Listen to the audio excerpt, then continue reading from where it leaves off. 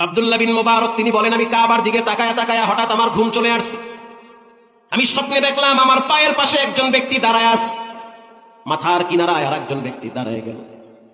আমি আব্দুল্লাহ বিন মুবারক স্বপ্নে দেখতেছি পায়ের কিনারার ব্যক্তি মাথার কিনারার ব্যক্তিকে বলতেছে, জানো এই বছর কত মানুষ হজে আসছে? না জানি না। 6 লক্ষ মানুষ হজ করার জন্য আসছে, কিন্তু দুঃখের বিষয় একটা হাজিরও হজ কবুল হয় না। কারো হজ কবুল হয় না, কিচ্ছু করার নাই, কবুল করার মালিককে। দ্বিতীয় ব্যক্তি অবাক হয়ে বলতে আছে, কারো হজ কবুল হয় নাই, লক্ষ লক্ষ টাকা ব্যয় করে মানুষ হজে আসে, এত কষ্ট এত শ্রম এত মেধা এত পরিশ্রম করার পরে হজে আসলো, কিন্তু হজ কবুল হইল না।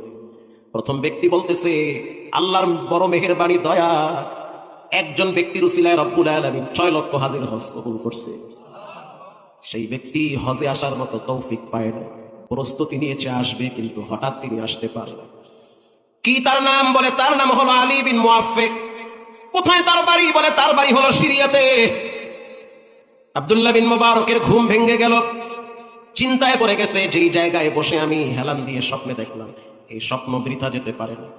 এটা রুকিয়ার শয়তান না, এটা হলো রুকিয়ার রহমান, মনে হয় রবের পক্ষ থেকে স্বপ্ন। আল্লাহু আকবার বলেন। আব্দুল্লাহ বিন মুবারক বলেন, 1000 হাজীদেরকে আমি গ্রামে পাঠায়া দিছি, আর আমি আমার সিদ্ধান্তে অটল হয়ে গেছি যে আমি এখান থেকে ডাইরেক্ট সিরিয়ায় চলে যাব। যার উসিলায় রব্বুল আলামিন আমার মতো এত বড় সুনাম খ্যাতি আলেমের হজ কবুল করলো, তাকে আমাকে দেখতে হবে। আব্দুল্লাহ বিন মুবারক এবার চলে গেলেন সিরিয়ার। ওই উনুল হিকায়াতে আসছে, সিরিয়ার দিকে যাওয়ার পর শহরে যখন তিনি প্রবেশ করলো, তার ছাত্রদের ঢল নেমেছে। ছাত্ররা আয়েশা মুসাফা করে, কপালে চুমো দেয়, হাতে চুমো দেয়, বুকে জড়ায় ধরে, উস্তাদ আমার বাসায় আসেন। আব্দুল্লাহ বিন মুবারক বলে, কারো বাসায় যাব না, আমি একটা বিশেষ কারণে সিরিয়ার জমিনে আসছি।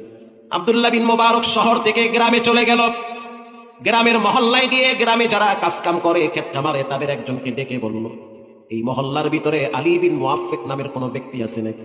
বলার সাথে সাথে মুরব্বী বলতে আছে, হ্যাঁ একজন ব্যক্তি আছে। ওই ব্যক্তি গরিব, তার চরিত্র হলো, কর্ম হলো, প্রত্যেকদিন বট গাছের নিচে বসে বসে জুতা সেলাই করে। তাই নাকি? বলে হ্যাঁ, জুতা সেলাই করে। সে একজন মুচি মানুষ। বলে হ্যাঁ মুচি মানুষ। আপনি যদি তাকে দেখতে চান তাহলে জোহরের নামাজ পড়ে আমার সাথে চলেন, তার বাসায় নিয়ে যান। জোহরের নামাজ পড়ার জন্য মহল্লার মসজিদে ঢুকলো। মহল্লার মসজিদে ঢুকার পরে নামাজ শেষ কইরা যখন বাড়ির দিকে গেল, দরজায় নকা দিছে। দরজায় টোকা দেওয়ার পর ছোট্ট একটা বাচ্চা বের হয়ে আসছে। এবার মহল্লার মুরব্বী বলতে আছে, তোমার আব্বা আলী বিন মুআফফিক কোথায়?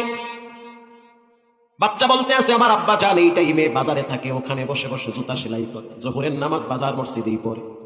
তবে আপনারা আসছেন, আমি অনেক খুশি হয়েছি। আপনাদের সাথে যেই ব্যক্তি আসছে, চেহারা দেখতে অনেক সুন্দর, মনে হয় কোনো আলেম হবে। আসেন আমার ঘরে, আমার আব্বা জান নাই তো কি হয়েছে, আমি মেহমানদারি করাবো। আব্দুল্লাহ বিন মুবারক বলতে আছে, তোমার নাম কি? বলে আমার নাম হলো হাসান। কে তোমার নাম রাখছে? বলে আমার আব্বা জান আলী বিন মুআফফিক। কি করো? বলে আমি হেফজ কমপ্লিট করছি, এখন শুনানি দিতেছি, রব্বুল আলামিন আমাকে হাফেজ বানিয়েছে। আব্দুল্লাহ বিন মুবারক বলতে আছে, তোমার আব্বার সাথে আমার দেখা করতে হবে, চলো তোমার নিয়ে বাজারে যাই। মুরব্বী আপনি বাসায় চলে যান। সন্তানকে নিয়ে বাজারে গেল। বাজারে যাওয়ার পর বট গাছের কিনারায় দাঁড়ায় গেছে আলী বিন মুআফফিকের একেবারে দোকানের পাশে।